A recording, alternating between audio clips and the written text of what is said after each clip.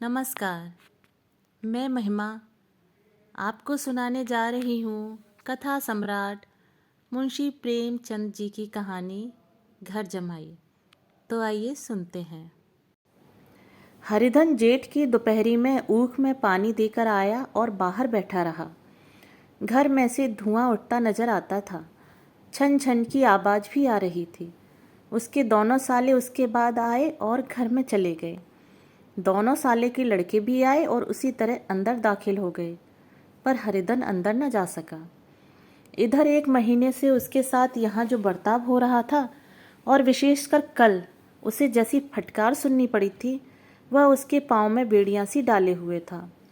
कल उसकी सास ही ने तो कहा था, मेरा दी तुमसे भर गया, मैं तुम्हारी जिंदगी का ठेका लिए बैठी हूँ क्या? और सबसे बढ़कर अपनी स्त्री की निष्ठुरता ने उसके हृदय के टुकड़े कर दिए थे। वह बैठी यह फटकार सुनती रही, पर एक बार भी तो उसके मुंह से ना निकला, अम्मा तुम क्यों इनका अपमान कर रही हो? बैठी गट गट सुनती रही। शायद मेरी दुर्गति पर खुश हो रही थी। इस घर में वह कैसे जाए? क्या फिर वही गालियाँ खाने, वही फटकार सुनने के लिए? और आज इस घर में जीवन के 10 साल गुजर जाने पर यह हाल हो रहा है। मैं किसी से कम काम नहीं करता हूँ। दोनों साले मीठी नींद सोते हैं और मैं बैलों को सानी पानी देता हूँ, छांटी काटता हूँ। वहाँ सब लोग पल पल पर चिलम पीते हैं, मैं आंखें बंद किए अपने काम में लगा रहता हूँ। संध्या समय पर घर वाले गाने बजाने चले जाते हैं, मैं घड़ी रात तक गायें भैंसें धोता हूँ।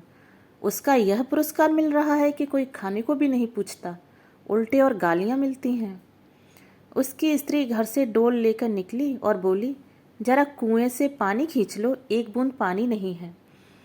हरिधन ने डोल लिया और कुएं से पानी भर लाया। उसे जोर से भूख लगी हुई थी। समझा अब खाने को बुलाने आएगी, मगर स्त्री डोल लेकर अंदर गई तो वहीं की हो रही। हरिधन थका मादा क्षुधा से व्याकुल पड़ा सो रहा। सहसा उसकी स्त्री गुमानी ने आकर उससे जगाया। हरिधन ने पड़े पड़े ही कहा, क्या है? क्या पड़ा भी न रहने दोगी या और पानी चाहिए? गुमानी कटु स्वर में बोली, गुर्राते क्यों हो? खाने को बुलाने आई हूँ। हरिधन ने देखा उसके दोनों साले और बड़े साले के दोनों लड़के भोजन किए चले जा रहे हैं। उसकी देह में आग लग गई। मेरी अब यह नौबत आ पहुंची कि इन लोगों के साथ बैठकर खा भी नहीं सकता। मैं इनकी जूठी थाली चाटने वाला हूँ। मैं इनका कुत्ता हूँ जिसे खाने के बाद टुकड़ा रोटी डाल दी जाती है। यही घर है जहाँ आज से 10 साल पहले उसका कितना आदर सत्कार होता था। साले गुलाम बने रहते थे, सास मुँह जोती रहती थी, स्त्री पूजा करती थी। तब उसके पास रुपए थे, जायदाद थी। अब वह दरिद्र है। उसकी सारी जायदाद तो इन्हीं लोगों ने कूड़ा कर दिया। अब रोटियों के भी लाले हैं। उसके जी में एक ज्वाला सी उठी कि इसी वक्त अंदर जाकर सास को और साली को भिगो भिगो कर लगाए, पर जब्त करके रह गया। पड़े पड़े बोला, मुझे भूख नहीं है, आज नहीं खाऊंगा। गुमानी ने कहा, न खाओगे मेरी बला से। हाँ नहीं तो खाओगे, तुम्हारे ही पेट में जाएगा, कुछ मेरे पेट में थोड़े ही जाएगा। हरिधन का क्रोध आंसू बन गया। यह मेरी स्त्री है जिसके लिए मैंने अपना सर्वस्व मिट्टी में मिला दिया। मुझे उल्लू बनाकर यह सब मुझे अब निकाल देना चाहते हैं। वह अब कहाँ जाए, क्या करे? उसकी सास आकर बोली, चलकर खा क्यों नहीं लेते जी? रूठते किस पर हो? यहाँ तुम्हारे नखरे सहने का किसी में बूता नहीं है। जो देते हैं वह मत देना, और क्या करोगे? तुमसे बेटी ब्याही है, कुछ तुम्हारी जिंदगी का ठेका नहीं लिया है। हरिधन ने मर्माहत होकर कहा, हाँ अम्मा, मेरी भूल थी कि मैं यही समझ रहा था। अब मेरे पास क्या है कि तुम मेरी जिंदगी का ठेका लोगी? जब मेरे पास धन भी था तब सब कुछ आता था। अब दरिद्र हूँ, तुम क्यों बात पूछोगी? बूढ़ी सास भी मुंह फुलाकर भीतर चली गई। बच्चों के लिए बाप एक फालतू सी चीज, एक बिलास की वस्तु है, जैसे घोड़े के लिए चने या बाबुओं के लिए मोहन भोग। मोहन भोग उम्र भर न मिले तो किसका नुकसान है, मगर एक दिन रोटी दाल के दर्शन न हो तो फिर देखिए क्या हाल होता है। पिता के दर्शन कभी कभी शाम सवेरे हो जाते हैं। वह बच्चे को उछालता है, दुलारता है, कभी गोद में लेकर या उंगली पकड़कर सैर कराने ले जाता है, और बस यही उसके कर्तव्य की इति है। वह परदेश चला जाए, बच्चे को परवाह नहीं होती, लेकिन माँ तो बच्चे का सर्वस्व है। बालक 1 मिनट के लिए भी उसका वियोग नहीं सह सकता। पिता कोई हो उसे परवाह नहीं, केवल एक उछालने कुदाने वाला आदमी होना चाहिए। लेकिन माता तो अपनी होनी चाहिए, 16 आने अपनी, वही रूप, वही रंग, वही प्यार, वही सब कुछ। वह अगर नहीं है तो बालक के जीवन का स्रोत मानो सूख जाता है। फिर वह शिव का नंदी है, पर फूल या जल चढ़ाना लाजमी नहीं, अख्तियारी है। हरिधन की माता का आज 10 साल हुए देहांत हो गया था। उस वक्त उसका विवाह हो चुका था। वह 16 साल का कुमार था। पर माँ के मरते ही उसे मालूम हुआ कि मैं कितना निस्सहाय हूँ, जैसे उस घर पर उसका अधिकार ही न रहा हो। बहनों के विवाह हो चुके थे, भाई कोई दूसरा न था। बेचारा अकेले घर में जाते भी डरता था। माँ के लिए रोता था, पर माँ की परछाई से डरता था। जिस कोठरी में उसमें देह त्याग किया था, उधर आंखें तक न उठाता था। घर में एक बुआ थी, वह हरिधन को बहुत दुलार करती। हरिधन को अब दूध ज़्यादा मिलता, काम भी कम करना पड़ता। बुआ बार बार पूछती, बेटा कुछ खाओगे? बाप भी अब उसे ज़्यादा प्यार करते। उसके लिए एक अलग गाय मंगवा दी। कभी कभी उसे कुछ पैसे देते, जैसे चाहे खर्च करे। पर इन मरहमों से वह घाव न पूरा होता था जिसने उसकी आत्मा को आहत कर दिया था। वह दुलार और प्यार बार बार माँ की याद दिलाता। माँ की घुड़कियों में जो मज़ा था, वह क्या इन दुलार में था? माँ से मांग कर, लड़कर, ठुनक कर, रूठ कर लेने में जो आनंद था, वह क्या भिक्षादान में था? पहले वह स्वस्थ था, मांग मांग कर खाता था, लड़ लड़ कर खाता। अब वह बीमार था, अच्छे से अच्छे पदार्थ उसे दिए जाते थे, पर भूख न थी। साल भर तक वह इसी दशा में रहा। फिर दुनिया बदल गई। एक नई स्त्री, जिसे लोग उसकी माता कहते थे, उसके घर में आई और देखते देखते एक काली घटा की तरह उसके संकुचित भूमंडल पर छा गई। सारी हरियाली, सारे प्रकाश पर अंधकार का पर्दा पड़ गया। हरिधन ने इस नकली माँ से बात तक न की, कभी उसके पास न गया। एक दिन घर से निकला और ससुराल चला आया। बाप ने बार बार बुलाया, पर उसके जीते जी फिर वह उस घर में न गया। जिस दिन उसके पिता के देहांत की सूचना मिली, उसे एक प्रकार का ईर्ष्यामय हर्ष हुआ। उसकी आंखों में एक आंसू की बूंद भी न आई। इस नए संसार में आकर हरिधन को एक बार फिर मात्र स्नेह का आनंद मिला। उसकी सास ने ऋषि वरदान की भांति उसके शून्य जीवन को विभूतियों से परिपूर्ण कर दिया। मरुभूमि में हरियाली उत्पन्न हो गई। सालियों की चुहल में, सास के स्नेह में, सालों के बाक विलास में और स्त्री के प्रेम में उसके जीवन की सारी आकांक्षाएं पूरी हो गईं। सास कहती, बेटा तुम इस घर को अपना ही समझो, तुम ही मेरे आंखों के तारे हो। वह उससे अपने लड़कों की बहुओं की शिकायत करती। वह दिल में समझता, सास जी मुझे अपने बेटों से भी ज़्यादा चाहती हैं। बाप के मरते ही वह घर गया और अपने हिस्से की जायदाद को कूड़ा करके रुपयों की थैली फिर ले आया। अब उसका दूना आदर सत्कार होने लगा। उसने अपनी सारी संपत्ति सास के चरणों पर अर्पण करके अपने जीवन को सार्थक कर दिया। अब तक उसे कभी कभी घर की याद आ जाती थी, अब भूल कर भी उसकी याद न आती, मानो वह उसके जीवन का कोई भीषण कांड था जिसे भूल जाना ही उसके लिए अच्छा था। वह सबसे पहले उठता, सबसे ज़्यादा काम करता। उसका मनोयोग, उसका परिश्रम देखकर गांव के लोग दांतों तले उंगली दबाते थे। उसके ससुर का भाग्य बखारते, जिसे ऐसा दामाद मिल गया। लेकिन ज्यों-ज्यों दिन गुजरते गए, उसका मान सम्मान घटता गया। पहले देवता था, फिर घर का आदमी, अंत में घर का दास हो गया। रोटियों में भी बाधा पड़ गई, अपमान होने लगा। अगर घर के लोग भूखे मरते और साथ ही उसे भी मरना पड़ता तो उसे जरा भी शिकायत न होती। लेकिन जब वह देखता और लोग मूंछों पर ताव दे रहे हैं और केवल मैं ही दूध की मक्खी बना दिया गया हूँ, तो उसके अंतस्थल से एक लंबी ठंडी आह निकल जाती। अभी उसकी उम्र कुछ 25 साल की तो थी। इतनी उम्र इस घर में कैसे गुजरेगी?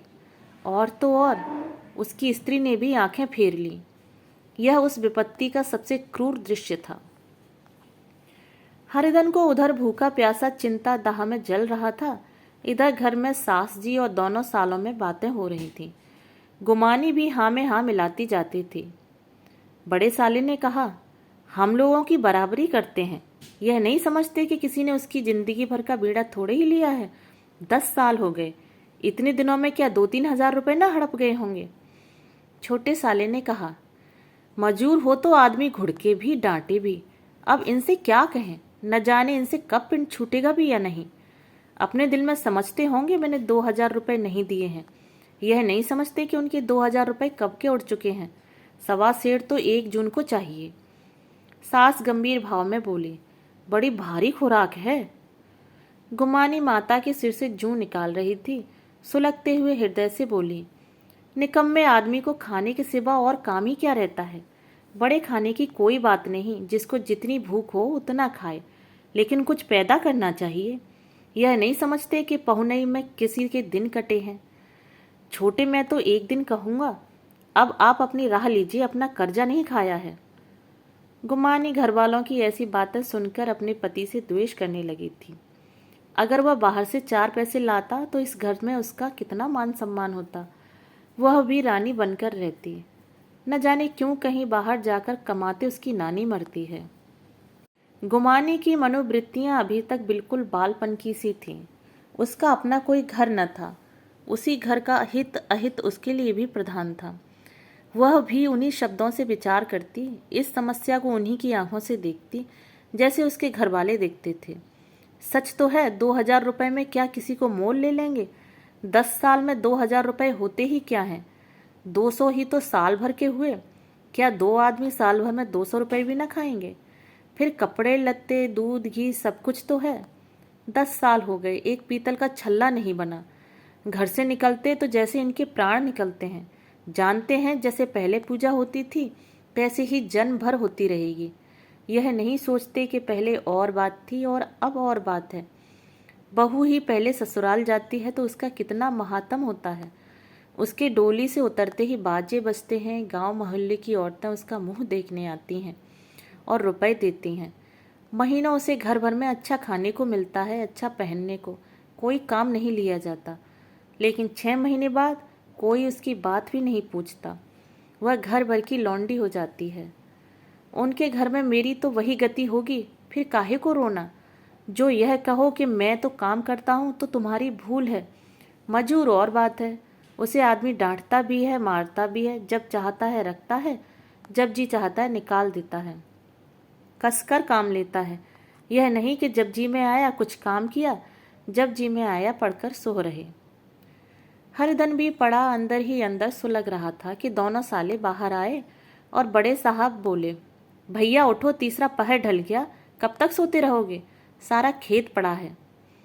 हरिधन चट से उठ बैठा और तीव्र स्वर में बोला, क्या तुम लोगों ने मुझे उल्लू समझ लिया है। दोनों साले हक्का बक्का हो गए। जिस आदमी ने कभी जबान नहीं खोली, हमेशा गुलामों की तरह हाथ बांधे हाजिर रहा, वह आज एकाएक इतना आत्माभिमानी हो गया। यह उनको चौंका देने के लिए काफ़ी था। कुछ जवाब न सूझा। हरिधन ने देखा इन दोनों के कदम उखड़ गए हैं तो एक धक्का और देने की प्रबल इच्छा को रोक न सका। उसी ढंग से बोला, मेरी भी आंखें हैं, अंधा नहीं हूँ, ना बहरा हूँ। छाती फाड़कर काम करूँ और उस पर भी कुत्ता समझा जाऊँ, ऐसे गधे कहीं और होंगे। अब बड़े साले भी गर्म पड़े, तुम्हें किसी ने यहाँ बांध तो नहीं रखा है। अब हरिधन लाजवाब हुआ, कोई बात न सूझी। बड़े ने फिर उसी ढंग से कहा, अगर तुम यह चाहो कि जन्म भर पाहुने बने रहो और तुम्हारा वैसा ही आदर सत्कार होता रहेगा तो हमारे बस की बात नहीं है। हरिधन ने आंखें निकालकर कहा, क्या मैं तुम लोगों से कम काम करता हूँ। बड़े, यह कौन कहता है। हरिधन, तो तुम्हारे घर की यह नीति है कि जो सबसे ज़्यादा काम करे वही भूखों मारा जाए। बड़े, तुम खुद ही खाने नहीं गए, क्या कोई तुम्हारे मुंह में कौर डाल देता। हरिधन ने होठ चबाकर कहा, मैं खुद खाने नहीं गया तो मैं कहते लाज नहीं आती। नहीं आई थी बहन तुम्हें बुलाने। हरिधन की आंखों में खून उतर गया, दांत पीस कर रह गया। छोटे साले ने कहा, अम्मा भी आई थी, तुमने कह दिया मुझे भूख नहीं है तो क्या करती। सास भीतर से लपकी चली आ रही थी। यह बात सुनकर बोली, कितना कहकर हार गई, कोई उठे ना तो मैं क्या करूं। हरिधन ने विष, खून और आग से भरे हुए स्वर में कहा, मैं तुम्हारे लड़कों का जूठा खाने के लिए हूँ। मैं कुत्ता हूँ कि तुम लोग खाकर मेरे सामने रोखी रोटी का टुकड़ा फेंक दो। बुढ़िया ने ऐंठकर कहा, तो क्या तुम लड़कों की बराबरी करोगे? हरिधन परास्त हो गया। बुढ़िया के एक ही वाक्य प्रहार ने उसका काम तमाम कर दिया। उसकी तनी हुई भवें ढीली पड़ गईं, आंखों की आग बुझ गई, फड़कते हुए नथने शांत हो गए। किसी आहत मनुष्य की भांति वह जमीन पर गिर पड़ा। क्या तुम मेरे लड़कों की बराबरी करोगे? यह वाक्य एक लंबे भाले की तरह उसके हृदय में चुभता चला जाता था। न हृदय का अंत था, न उस भाले का। सारे घर ने खाना खाया पर हरिधन न उठा। सास ने मनाया, सालियों ने मनाया, ससुर ने मनाया। दोनों साले मनाकर हार गए। हरिधन न उठा। वहां द्वार पर एक टाट पड़ा था, उसे उठाकर सबसे अलग कुएं पर ले गया और जगत पर बिछाकर पड़ा रहा। रात भीग चुकी थी। अनंत आकाश में उज्जवल तारे बालकों की भांति क्रीड़ा कर रहे थे। कोई नाचता था, कोई उछलता था, कोई हंसता था, कोई आंखें मीचकर फिर खोल देता था। रह रहकर कोई साहसी बालक सपाटा भरकर एक पल में उस विस्तृत क्षेत्र को पार कर लेता था और न जाने कहाँ छा जाता था। हरिधन को अपना बचपन याद आया, जब वह इसी तरह क्रीड़ा करता था। उसकी बाल स्मृतियां उन्हीं चमकीले तारों की भांति प्रज्वलित हो गईं। वह अपना छोटा सा घर, वह आम का बाग जहाँ वह केरियां चुना करता था, वह मैदान जहाँ कबड्डी खेला करता था, सब उसका याद आने लगा। फिर अपनी स्नेहमयी माता की सदैव मूर्ति उसके सामने खड़ी हो गई। उन आंखों में कितनी करुणा थी, कितनी दया थी। उसे ऐसा जान पड़ा मानो माता की आंखों में आंसू भरे उसे छाती से लगा लेने के लिए हाथ फैलाए उसकी ओर चली आ रही है। वह उस मधुर भावना में अपने को भूल गया। ऐसा जान पड़ा मानो माता ने उसे छाती से लगा लिया है और उसके सिर पर हाथ फेर रही है। वह रोने लगा, फूट फूट कर रोने लगा। उसी आत्म सम्मोहित दशा में उसके मुंह से यह शब्द निकले, अम्मा, तुमने मुझे इतना भुला दिया। देखो तुम्हारे प्यारे लाल की क्या दशा हो रही है। कोई उस पानी को भी नहीं पूछता। क्या जहाँ तुम हो वहाँ मेरे लिए जगह नहीं है? सहसा गुमानी ने आकर पुकारा, क्या सो गए तुम? ऐसी भी क्या राक्षसी नींद? चलकर खा क्यों नहीं लेते? कब तक कोई तुम्हारे लिए बैठा रहे? हरिधन उस कल्पना जगत से कुरूप प्रत्यक्ष में आ गया। वही कुएं की जगत थी, वही फटा हुआ टाट, और गुमानी सामने खड़ी कह रही थी, कब तक कोई तुम्हारे लिए बैठा रहे? हरिधन उठ बैठा और मानो तलवार म्यान से निकालकर बोला, भला तुम्हें मेरी सुध तो आई?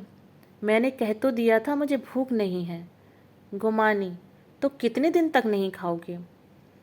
अब इस घर का पानी भी नहीं पीऊंगा। तुझे मेरे साथ चलना है या नहीं? दृढ़ संकल्प से भरे इन शब्दों को सुनकर गुमानी सहम उठी। बोली, कहाँ जा रहे हो?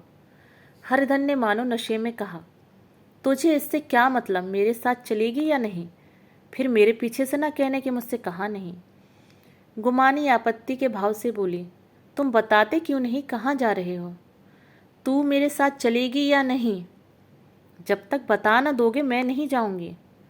तो मालूम हो गया कि तू नहीं जाना चाहती। मुझे इतना ही पूछना था, नहीं तो अब तक मैं आधी दूर निकल गया होता। यह कहकर उठा और अपने घर की ओर चला। गुमानी पुकारती रही, सुन लो, पर उसने फिर पलटकर न देखा। 30 मील की मंजिल हरिधन ने 5 घंटों में तय की।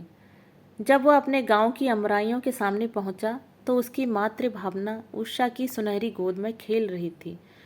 उन वृक्षों को देखकर उसका विह्वल हृदय नाचने लगा। मंदिर का सुनहरा कलश देखकर वह इस तरह दौड़ा मानो एक छलांग में उसके ऊपर जा पहुंचेगा। वह वेग में दौड़ा जा रहा था मानो उसकी माता गोद फैलाए उसे बुला रही हो। जब वह आम के बागों में पहुंचा, जहां डालियों पर बैठकर वह हाथी की सवारी का आनंद पाता था, जहाँ के कच्चे बेरों और लिसोड़ों में एक स्वर्गीय स्वाद था, तो वह बैठ गया और भूमि पर सिर झुकाकर रोने लगा, मानो अपनी माता को अपनी विपत्ति कथा सुना रहा हो। वहाँ की वायु में, वहाँ के प्रकाश में मानो उसकी विराट रूपिणी माता व्याप्त हो रही थी। वहाँ की अंगुल अंगुल भूमि माता के पद चिन्हों से पवित्र थी।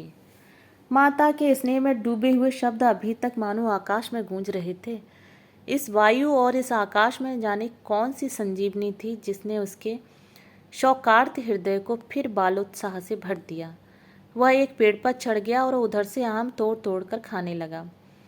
सास के वह कठोर शब्द, स्त्री का वह निष्ठुर आघात, वह सारा अपमान उसे भूल गया। उसके पांव फूल गए थे, तलवों में जलन हो रही थी, पर इस आनंद में उसे किसी बात का ध्यान न था। सहसा रखवाले ने पुकारा, वह कौन ऊपर चढ़ा है रे? उतर अभी, नहीं तो ऐसा पत्थर खींचकर मारूंगा कि वहीं ठंडे हो जाओगे। उसने कई गालियां भी दीं। इस फटकार और इन गालियों में इस समय हरिधन को अलौकिक आनंद मिल रहा था। वह डालियों में छिप गया, कई आम काटकर नीचे गिराए और जोर से ठट्टा मारकर हंसा। ऐसी उल्लास से भरी हुई हंसी उसने बहुत दिनों से न हंसी थी। घर वाले को यह हंसी परिचित मालूम हुई, मगर हरिधन यहाँ कहाँ? वह ससुराल की रोटियां तोड़ रहा है। कैसा हंसोड़ा था, कितना चिपिल्ला! न जाने बेचारे का क्या हाल हुआ। पेड़ की डाल से तालाब में कूद पड़ता था। अब गांव में ऐसा कौन है? डांट कर बोला, वहां से बैठे बैठे हंसोगे तो आकर सारी हंसी निकाल दूंगा, नहीं तो सीधे उतर आओ। वह गालियां देते जा रहा था कि एक गुठली आकर उसके सिर पर लगी। सिर सहलाता हुआ बोला, यह कौन शैतान है? नहीं मानता? ठहर तो, मैं आकर तेरी खबर लेता हूँ। उसने अपनी लकड़ी नीचे रख दी और बंदरों की तरह चटपट ऊपर चढ़ गया। देखा तो हरिधन मुस्करा रहा है। चकित होकर बोला, अरे हरिधन, तुम यहाँ कब आए? इस पेड़ पर कब से बैठे हो? दोनों बचपन के सखा वहीं गले मिले। यहाँ कब आए? चलो घर चलो। भले आदमी, क्या वहाँ आम भी मयस्सर न होते थे? हरिधन ने मुस्कराकर कहा, मंगरू, इन आमों में जो स्वाद है वह और कहीं के आमों में नहीं है। गांव का क्या रंग ढंग है। मंगरू, सब चैन चान है भैया, तुमने तो जैसे नाता ही तोड़ लिया।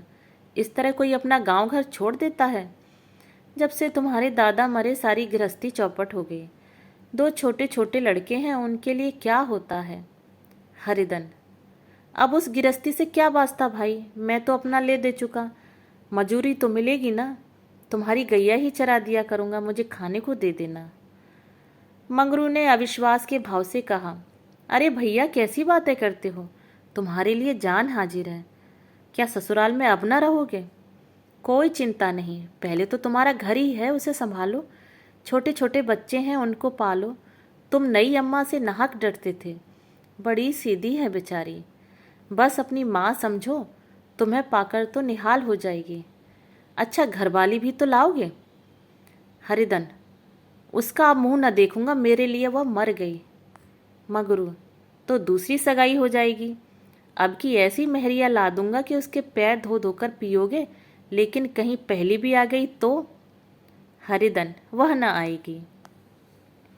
हरिधन अपने घर पहुंचा तो दोनों भाई भैया आए कहकर भीतर दौड़े और माँ को खबर दी। उस घर में कदम रखते ही हरिधन को ऐसी शांत महिमा का अनुभव हुआ मानो वह अपनी माँ की गोद में बैठा हुआ है। इतने दिनों ठोकरें खाने से उसका हृदय कोमल हो गया था। जहाँ पहले अभिमान था, आग्रह था, हेकड़ी थी, वहाँ अब निराशा थी, पराजय और याचना थी। बीमारी का जोर कम हो चला था, अब वह मामूली दवा भी असर कर सकती थी। किले की दीवारें छिद चुकी थीं, अब उसमें घुस जाना असाध्य न था। वही घर जिससे वह एक दिन विरक्त होकर गया था, अब गोद फैलाए उसे आश्रय देने को तैयार था। हरिधन का निर्बलम मन यह आश्रय पाकर मानो तृप्त हो गया। शाम को विमाता ने कहा, बेटा, तुम घर आ गए, हमारा धन्य भाग। अब इन बच्चों को पालो। माँ का नाता न सही, बाप का नाता तो है ही। मुझे एक रोटी दे देना, खाकर एक कोने में पड़ी रहूंगी। तुम्हारी अम्मा से मेरी बहन का नाता है, उस नाते से तुम मेरे लड़के होते हो। हरिधन ने मात्र बेहवल आंखों से विमाता के रूप में अपनी माता के दर्शन किए। घर के एक एक कोने से मात्र स्मृतियों की छटा चांदनी की भांति छिटकी हुई थी। विमाता का प्रौढ़ मुखमंडल भी उसी छटा से रंजित था। दूसरे दिन हरिधन फिर कंधे पर हल रखकर खेत को चला। उसके मुख पर उल्लास था और आंखों में गर्व। अब वह किसी का आश्रित नहीं, आश्रयदाता था। किसी के द्वार का भिक्षुक नहीं, घर का रक्षक था। एक दिन उसने सुना, गुमानी ने दूसरा घर कर लिया। माँ से बोला, तुमने सुना काकी, गुमानी ने घर कर लिया। काकी ने कहा, घर क्या कर लेगी, ठट्टा है। बिरादरी में ऐसा अंधेर, पंचायत नहीं अदालत तो है। हरिधन ने कहा, नहीं काकी, बहुत अच्छा हुआ। ला महावीर जी को लड्डू चढ़ाऊं। मैं तो डर रहा था कहीं मेरे गले ना आ पड़े। भगवान ने मेरी सुन ली। मैं वहाँ से यही ठान कर चला था, अब उसका मुंह ना देखूंगा। कहानी सुनने के लिए धन्यवाद।